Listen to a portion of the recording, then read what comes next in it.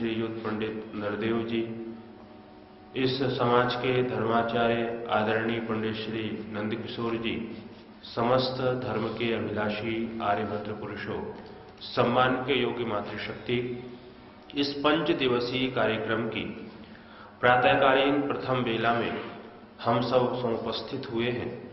थोड़ी सी देर के लिए कुछ चर्चा आपके बीच में करूंगा। बहुत ध्यान से हम लोग सुनने का प्रयत्न करेंगे।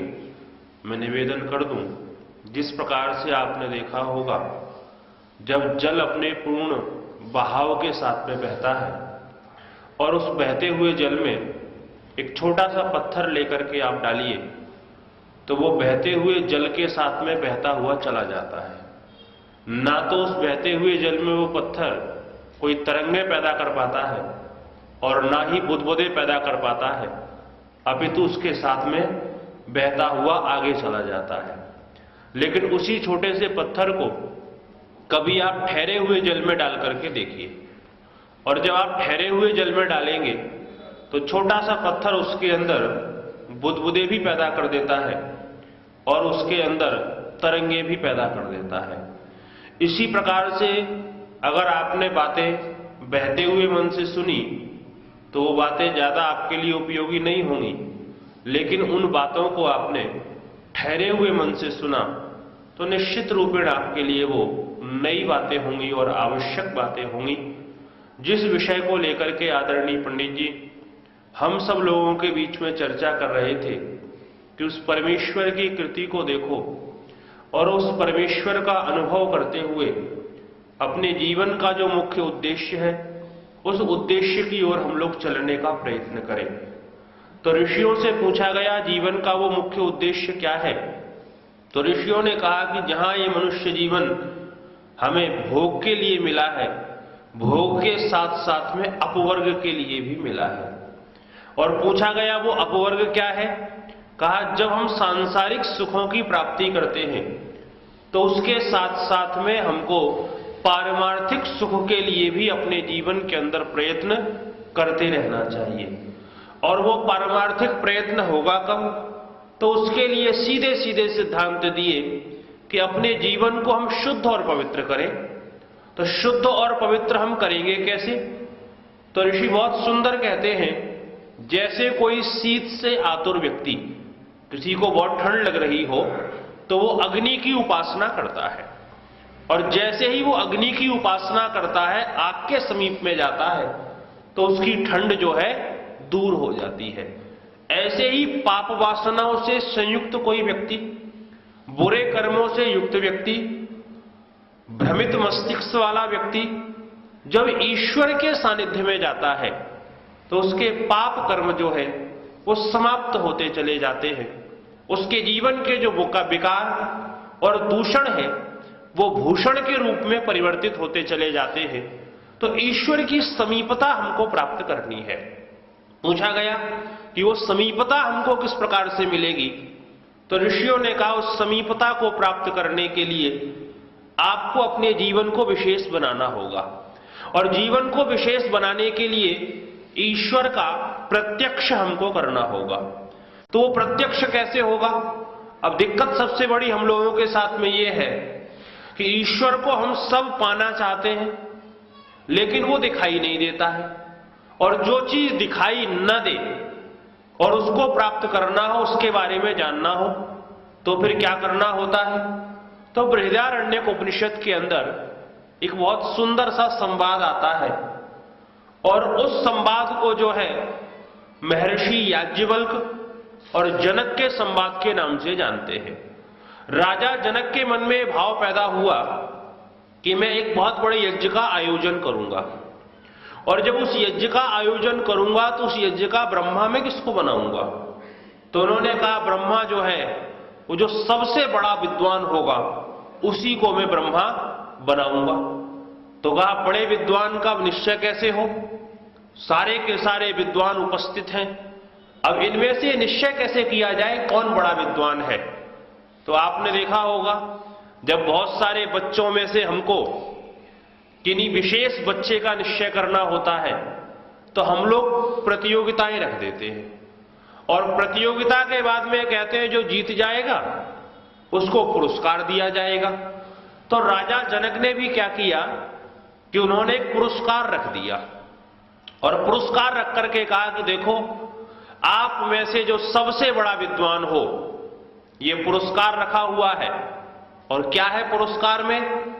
1000 गायें जिनके सींग में सोना लगा हुआ है, जिनके पैरों में सोना लगा हुआ है और सुंदर सजी दुधारू हृष्ट पुष्ट गायें हैं। 1000 गायें हैं। जो अपने आप को सबसे बड़ा विद्वान मानता हो वो इन गायों को हाँक करके ले जाए। अब साहब, दुनिया के चुने हुए विद्वान वहां पर बैठे हुए हैं। अब सारे एक दूसरे के मुंह को देख रहे हैं कि कौन अपने आप को बड़ा विद्वान कह दे, क्योंकि कोई मूर्खों की सभा तो है नहीं कि उनके प्रश्नों का समाधान हम कर देंगे। विद्वानों की सभा है। अगर अपने आप को बड़ा विद्वान हमने साबित करने का प्रयत्न किया तो दूसरे विद्वान प्रश्नों की झड़ी लगा देंगे, फिर समाधान कैसे होगा? सारे विद्वान एक दूसरे की तरफ देख रहे हैं। थोड़ी देर में महर्षि याज्ञवल्क्य ने अपने शिष्य को बुलाया और कहा, सोमस्रवाह इमा गा उज्जहार, इन गायों को हाँक करके ले जाओ। अब चेले ने जैसे ही सुना गुरुजी का आदेश हो गया, उसने एक डंडा उठाया और गायों को लेकर के अपने आश्रम की तरफ को हाँकना शुरू कर दिया। साहब, उधर वो चेला गाय हाँक करके ले गया, इधर विद्वानों में खलबली मचना प्रारंभ हो गई कि ये महर्षि याज्ञवल्क्य अपने आप को बहुत बड़ा विद्वान मानता है और हम लोग कोई मूर्ख हैं क्या? हमने क्या गुरुओं के आश्रम में रह करके विद्या अध्ययन नहीं की है क्या? हमारे गुरुओं ने हमारे ऊपर परिश्रम नहीं किया क्या? हम कोई चारा काटते रहे हैं क्या? हम कोई चारा छोलने वाले आदमी, घास छोलने वाले आदमी हैं? हमने भी विद्वत्ता अर्जित की है। तो साहब, जब वो कानाफूसी शुरू हुई तो धीरे से विद्वानों ने कहा, याज्ञवल्क्य, तुम अपने आप को बहुत बड़ा विद्वान मानते हो? तो साहब, अपना अपना कहने का तरीका होता है। महर्षि याज्ञवल्क्य कहने लगे, देखो भैया, मैं अपने को कोई विद्वान तो मानता नहीं। तो बोले, जब विद्वान नहीं मानते तो फिर ये गाय क्यों हकवा दी तुमने? तो वो कहते हैं, देखो, मेरे यहां छोटे छोटे बच्चे हैं, उनको दूध की आवश्यकता है, इसलिए मैंने गाय तो हकवा दी है, और विद्वान मैं अपने को मानता नहीं। अब आगे अगर आपको कोई प्रश्न पूछना हो तो तुम प्रश्न पूछ सकते हो, उत्तर देने के लिए मैं तैयार बैठा हुआ हूं, पूछ लो जो कुछ पूछना है। तो साहब, विदग्ध शाकल्य जैसे विद्वान वहां पर बैठे हुए हैं, गार्गी जैसी विदुषी वहां पर बैठी हुई हैं, उन लोगों ने प्रश्न पूछना शुरू किया। तो विदग्ध शाकल्य पूछते हैं, महर्षि, तुम ये बार बार ब्रह्म ब्रह्म ब्रह्म ब्रह्म करते हो, ये ब्रह्म है क्या चीज? ये भगवान भगवान भगवान ईश्वर करते रहते हो, ये ईश्वर है क्या चीज? ये ब्रह्म क्या चीज है? क्या चीज है ये परमेश्वर? हमको ये बताओ, ये क्या है, कैसा होता है, कहां मिलता है, इसका स्वरूप क्या है, आकार प्रकार क्या है? तो महर्षि याज्ञवल्क्य कहते हैं कि देखो, जो सूर्य की तरह प्रकाशित हो, जिसके अंदर चंद्रमा की सौम्यता हो, जिसके अंदर जल का बहाव हो, जिसके अंदर वायु की ठंडकता हो, जिसके अंदर पुष्पों की मादकता हो, उसी को ब्रह्म कहते हैं। उन्होंने कहा, साहब, ये कौन सी बात हुई? हम आपसे पूछ रहे हैं घोड़ा कैसा होता है, और आप कह रहे हो जो दौड़ता है वो घोड़ा है। तो दुनिया में दौड़ते तो बहुत लोग हैं, तो क्या सारे के सारे घोड़े हो जाएंगे? हम पूछ रहे हैं गाय कैसी होती है, आप कहते हो जो दूध देती है वो गाय होती है। तो दूध तो बकरी भी देती है, दूध तो भैंस भी देती है। अरे, पहचान तो ऐसी होनी चाहिए जो उसके अलावा कहीं और मिले ही ना। आप तो कह रहे हैं कि साहब वो ऐसा है, वो ऐसा है, वो ऐसा है, कोई ऐसी पहचान बताओ। तो महर्षि याज्ञवल्क्य कहते हैं, लोगों एक बात सुनो, कि कोई चीज केवल वो एक हो और वो दिखती ना हो, और उसके जैसी कोई दूसरी चीज हो ना, तो उसको बताएंगे कैसे? कल्पना करके देखिएगा, शब्दों पर ध्यान दीजिए। चीज एक ही हो, उसके जैसी कोई दूसरी हो ना, और वो चीज दिखती ना हो, और उसको बताना हो, तो कैसे बताएंगे उसको? तो वो कहते हैं कि फिर संसार में जो हमारे पास सबसे बड़ी चीज है उससे हम उपमा देते हैं। तो जब प्रकाश की बात आएगी तो दुनिया में सबसे बड़ा प्रकाश हमारे पास कौन सा है? तो उन्होंने कहा सूर्य का प्रकाश है। तो कहा जाएगा कि वो प्रकाश में सूर्य जैसा है। जब बल की बात आएगी तो सबसे ज्यादा बलशाली हमारे पास कौन सा प्राणी है? तो हाथी हमारे पास बलशाली है। तो हम कहेंगे हाथी जैसा जिसमें बल हो। तो एक अगला प्रश्न उठेगा कि क्या वो भगवान सूर्य के जितना ही प्रकाश वाला है या उससे ज्यादा या कम प्रकाश वाला है? क्या उसमें हाथी के जितना ही बल है या उससे कम ज्यादा बल है? तो वो कहेंगे नहीं, हाथी के अंदर जो बल है वो भी उसी परमेश्वर का बल है। सूर्य के अंदर जो प्रकाश है वो सूर्य के अंदर जो प्रकाश आया है वो भी परमेश्वर के द्वारा ही आया है। तो परमेश्वर उससे भी ज्यादा प्रकाशित है, सूर्य से ज्यादा प्रकाशित है, चंद्रमा से ज्यादा सौम्यता है। तो वो कहते हैं फिर प्रश्न होगा क्या वो सूर्य जैसा है? तो उत्तर होगा नहीं। फिर प्रश्न होगा वो चंद्रमा जैसा है क्या? तो कहेंगे नहीं। फिर कहेंगे क्या वो जल जैसा है? उत्तर होगा नहीं।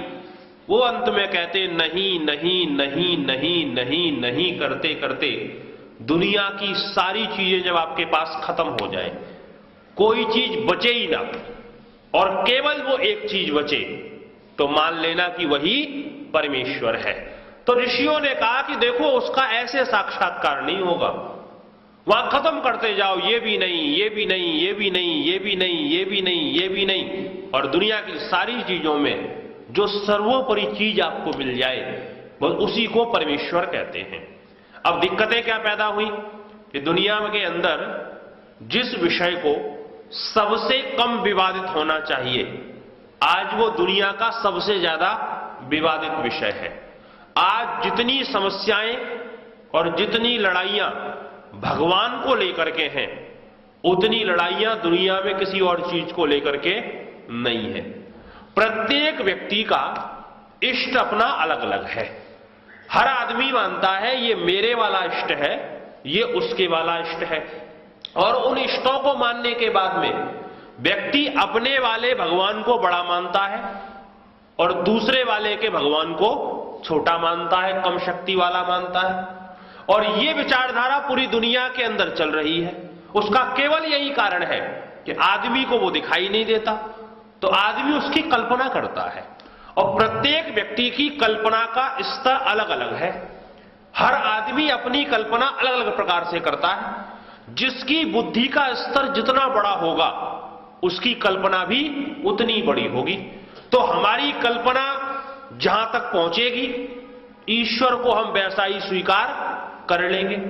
तो प्रत्येक व्यक्ति की बुद्धि का स्तर अलग, तो कल्पना का स्तर भी अलग, और जब कल्पना का स्तर अलग तो परमेश्वर का स्तर भी अलग अलग हो गया। जिसकी जैसी सोच थी उसने अपने ईश्वर को वैसा ही कल्पित लेकर के कर लिया। और दिक्कत यहां पर पैदा हो गई कि आदमी से आप किसी से कहो कि भाई साहब आपसे ज्यादा सुंदर मैं हूं, तो सामने वाले को ज्यादा दिक्कत नहीं होगी। आप उससे कहो आपसे ज्यादा पैसा मेरे पास है, उसको ज्यादा परेशानी नहीं होगी। आप उससे कहो तुमसे ज्यादा ऊंचे पद पर मैं हूं, उसको कोई दिक्कत नहीं होगी। आप उससे कहो तुमसे अच्छे कपड़े मैंने पहन रखे हैं, उसको कोई ज्यादा परेशानी नहीं होगी। आप उससे कहो भाई साहब तुमसे बड़ा घर मेरे पास है, उसको कोई दिक्कत नहीं होगी। लेकिन आप उससे ये कह दो भाई साहब तुमसे ज्यादा दिमाग मेरे पास है, तो इस चीज को इस दुनिया में कोई स्वीकार नहीं करता। आदमी का यह मानना होता है दुनिया में 1.5 बुद्धि, उसमें से एक मेरे पास है और आधे में ये पूरी दुनिया अपना काम चला रही है। आदमी अपनी बुद्धि को सर्वोपरि मानता है, तो उस बुद्धि से जो निर्णय करता है उस निर्णय को भी वो सर्वोपरि मानता है। तो ईश्वर के विषय में जो उसने निर्णय किया उस निर्णय को भी उसने सर्वोपरि ही माना, और परिणाम निकल करके आया ईश्वर अनेक भागों में विभक्त हो गया लेकर के। किसी खाने पीने वाले व्यक्ति से पूछा गया भगवान कैसा है, उसका स्वरूप कैसा है, तो उसने कहना प्रारंभ किया राम नाम लड्डू गोपाल नाम घी, हरि नाम मिश्री, तू घोल घोल के पी। यहां पर भी उसने खाने पीने की बात की। किसी चोर से पूछा गया भगवान कैसा है, तो उसने कहना प्रारंभ किया, राम नाम रटना, पराया माल अपना। यहां पर भी उसने चोरी की बात की। किसी डाकू से पूछा गया भगवान कैसा है, तो उसने कहना प्रारंभ किया, राम नाम की लूट है, लूट सके तो लूट। यहां पर भी उसने लूटने की बात की। मोटे मोटे रूप में जिसका जैसा स्वभाव था, किसी ने भगवान को शराब पीने वाला बना लिया। आपके यहां तो नहीं होगा, लेकिन कभी आप उज्जैन में जाइए, वहां का जो उज्जैन के महाकालेश्वर है, वो भैरव बाबा दारू पीते हैं, और वो दारू जो वो खुद पीते हैं तो भक्तों को भी पीने के लिए मिलती है। कभी वहां का प्रसाद आप लेकर के देखिए, और सवेरे और शाम जो है वो आरती जब होती है उसके बाद प्रसाद का वितरण होता है। मैं भी गया था घूमने के लिए, साहब जब वो प्रसाद दिया उन्होंने तो वो कड़वा कड़वा सा लगा। सामान्य रूप से व्यक्ति प्रसाद जब लेता है तो उसकी ये कल्पना होती है कि मीठा ही होगा। प्रसाद के साथ में आदमी ये कभी कल्पना नहीं करता है कि कोई मुझे प्रसाद में जो है वो मिर्ची की चीज खिला देगा या कड़वी चीज खिला देगा। जब वो कड़वी कड़वी लगी तो धीरे से एक पंडित जी जा रहे थे, मैंने संस्कृत में उनसे पूछा, मैंने कहा महाराज ये जो है कड़वी कड़वी लग रही है, क्या बात है? अरे बोले भोले बाबा का प्रसाद है। तो मैंने कहा भोले बाबा का प्रसाद है तो कड़वा क्यों है? बोले इसमें जो है ना वो मिली हुई है थोड़ी सी। मैंने कहा अच्छा। मैंने कहा बताओ, आप लोग सबके धर्मों को भ्रष्ट किए दे रहे हो। नहीं, बाबा पीता है तो बाबा के शिष्य लोग भी पिएंगे। तो जिसको शराब पीनी थी उन्होंने ऐसे भगवान की कल्पना कर ली जो दारू पीने वाला है। जिसको मांस खाना था उन्होंने ऐसे भगवान की कल्पना कर ली जो मांस खाने वाली है, बलि लेने वाली है। तो जिसको जिस चीज की आवश्यकता थी उसने अपने भगवान की वैसी कल्पना कर ली, और भगवान को इतने भागों में लेकर के विभक्त कर दिया कि साहब आज इतने भगवान थोक के भाव मिल रहे हैं कि आदमी इस बात का निश्चय ही नहीं कर पाता है कि इन भगवानों की भीड़ में से सही वाला कौन सा है और गलत वाला कौन सा है। आदमी जब इस बात का निश्चय नहीं कर पाता है तो इन्हीं विवादों में फंसा रहता है कि ये वाला सही, वो वाला गलत, ये अच्छा, वो बुरा, ये ऐसा, वो वैसा। जो ये विवादों के अंदर हम फंसे हुए हैं, आ जाओ बच्चे लोग, इधर से आ जाओ, इधर से आ जाओ लाइन से। हाँ, आप लोग थोड़ा सा इधर को हो जाएंगे। असंख्य भगवानों की भीड़ हमारे सामने आई तो हमारे सामने समस्या ये पैदा हो गई, हम कौन से वाले की उपासना करें और कौन से वाले की उपासना न करें। और धीरे धीरे एक दिक्कत और पैदा हो गई, जो परेशानी हमारे यहाँ के धर्माचार्यों के द्वारा हमको दे दी गई। सामान्य रूप से प्रत्येक व्यक्ति को अपने जीवन के अंदर कष्टों का अनुभव होता है, और ये सीधी सीधी बात है कि जब आप शुभ कर्म करोगे तो उसका परिणाम अच्छा निकलेगा, और आपने गलत काम किया तो उसका परिणाम आपको दुख मिलेगा। तो आदमी कभी अच्छे काम करता है और कभी बुरे काम करता है। तो जीवन में अच्छे कामों के परिणाम स्वरूप सुख आता रहता है और बुरे कामों के परिणाम स्वरूप दुख आता रहता है। अब होता क्या है कि आदमी को सुख के दिन तो बहुत छोटे लगते हैं और दुख के दिन व्यक्ति को बहुत बड़े दिखाई देते हैं। कभी आप अनुभव करके देखिएगा कि आदमी जब सुख का भोग करता है तो पता ही नहीं चलता है समय कब निकल गया, लेकिन जब दुख का अवसर आता है तो वो काटे नहीं कटता है, बड़ी दिक्कत और परेशानी का अनुभव होता है। तो आदमी को लगता है कि दुनिया के अंदर सारा का सारा दुख ही दुख है। दुनिया में दुखों इतने दुख हैं कि हम दुखों का कभी भी निराकरण और समाधान नहीं कर सकते हैं। और कहने वालों ने कह भी दिया कि क्षणिकम क्षणिकम दुखम दुखम, दुनिया के अंदर दुख ही दुख है, कहां चक्कर में पड़े हुए हो। और महात्मा बुद्ध तो एक जगह लिखते हैं कि संसार में कितने मनुष्य के जीवन के अंदर दुख आते हैं, तो वो कहते हैं कि दुनिया के सारे पेड़ों को ले लिया जाए, इस दुनिया के अंदर जितने पेड़ लगे हैं सब पेड़ों को काट लो और काटने के बाद एक एक अंगुल के उनके टुकड़े कर दीजिए।